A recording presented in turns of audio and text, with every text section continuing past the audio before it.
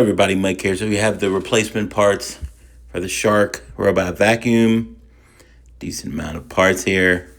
Last several months. So here we go. This, I was like shocked at how dirty it was. Wow. That's literally like 1 month of a German Shepherd. You would think it's been years since I changed that, but definitely have to change it more often. Consistently. That was like really dirty.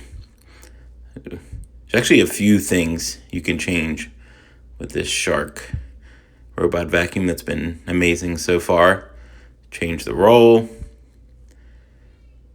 Pretty simple. This you actually have to screw it. 2 hands. A little bit harder. The camera. This you pop out. This surprisingly wasn't so dirty. It looked okay, but I'm going to change it anyway. Put that back in. This part's all over to change.